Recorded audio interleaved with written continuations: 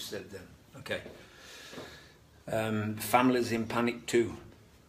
As I was speaking in the last little blurb there, I can see one or two people really engaged in the dynamics that we're talking about and actually getting weepy.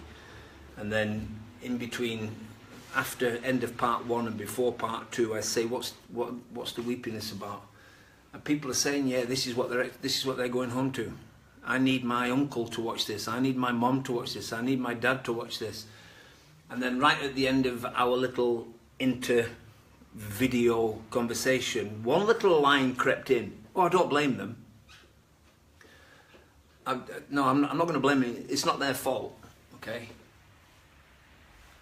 Yes, we do blame them.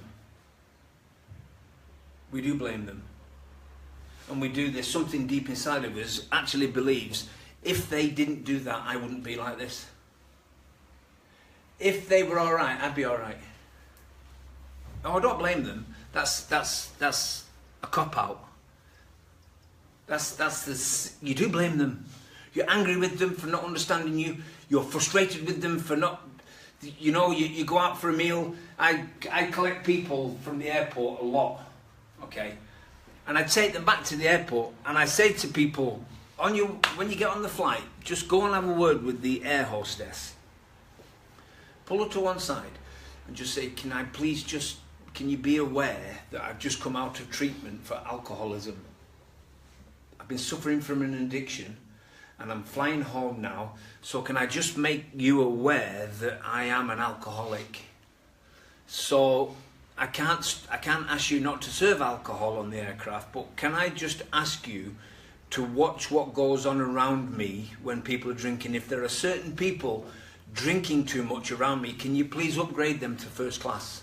Can you please upgrade them? Can you please upgrade them? Can you put some? You'll probably get an upgrade yourself out of it, but don't do it for the upgrade.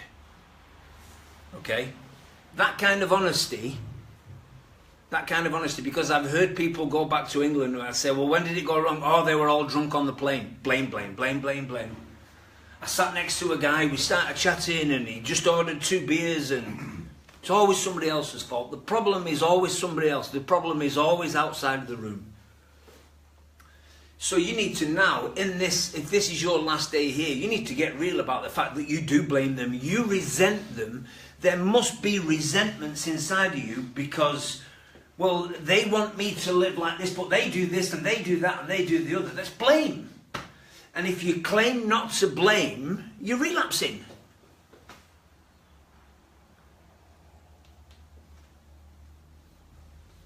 That's the depth of honesty that we need to go to. I've been suffering from an addiction for the last 15 years. And if my mom hadn't have died, I don't think I would be here today. If I hadn't witnessed my mother dying in my hands, if I hadn't have watched the last breath come out of her, I was holding her hand, that last breath left her, and I dropped her hand. It stopped being her hand. It just became a piece of cold meat. That's all it was.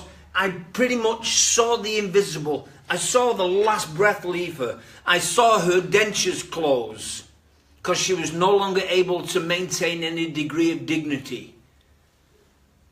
And as she clocked out, from the minute she clocked out, I used her death as an excuse to use booze crews and hurt people. Because hurt people hurt people. And it was 17 years later, in my 3rd rehab, I actually went back to the funeral. I actually went back to what happened. I actually went back to that particular situation. And for the first time in my life, I closed the coffin lid and said, "Ciao, Ma. Bye donkey." I've made a pig's ear out of a silk purse. I've made a pig's ear out of a silk purse. When you died, I resented you.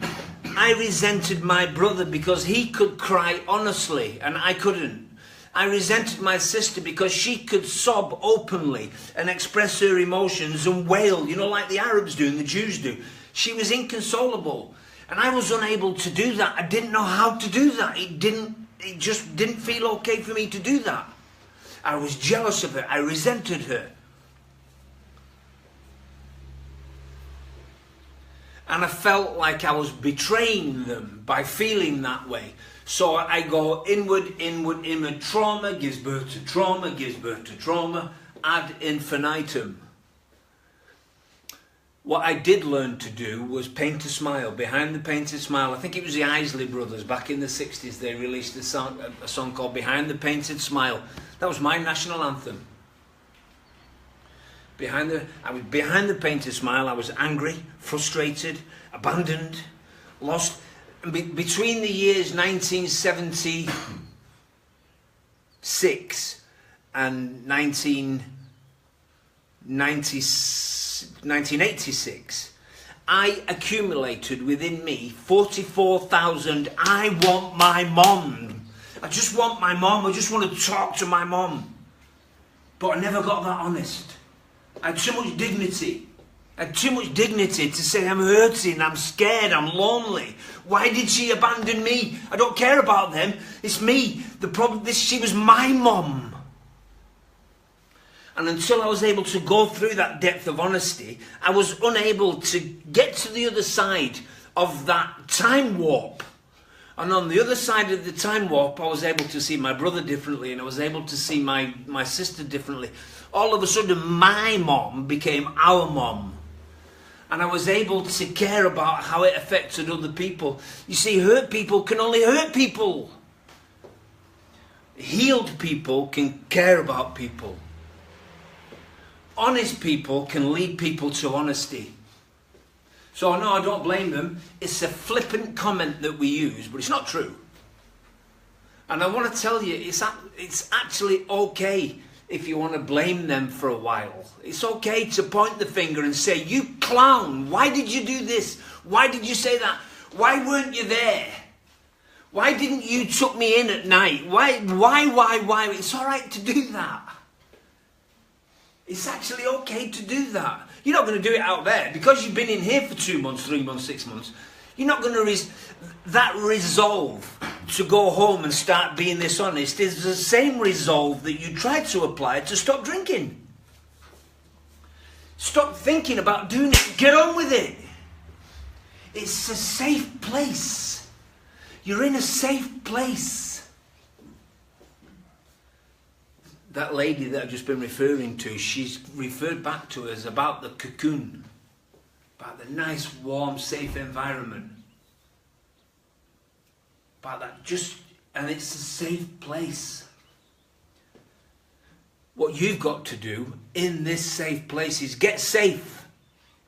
You need to leave here a safe person. You have to make sure that when you leave, you're a lot safer than you were when you came. But that means you're going to have to start saying no to people.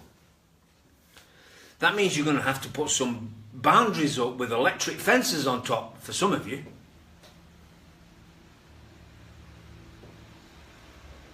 That means you're going to have to say yes when you mean yes and no when you mean no.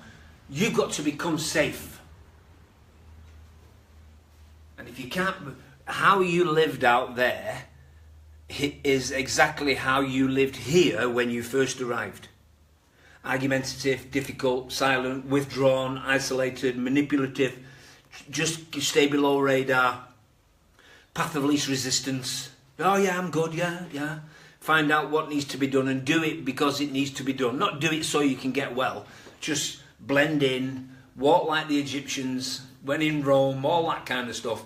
Because how you behaved out there, that's all you knew. So when you come here, that's how you behave in here. We nurture you out of that worldview, out of those behaviour patterns. And then towards the end of your stay here, how you behave in here is exactly how you're going to behave out there.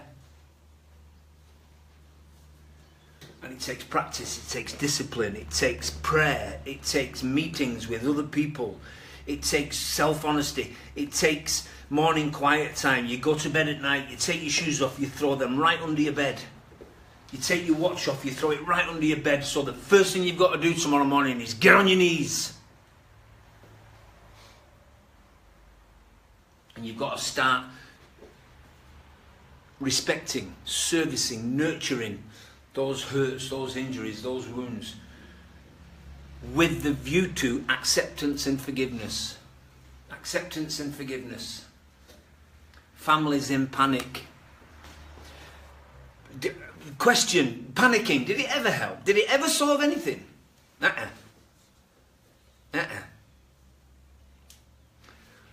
Okay, I'm just going to close down again. May do another one. I'm just going to have a chat with the guys and then we'll see where we end up. All right, thanks for your time, guys.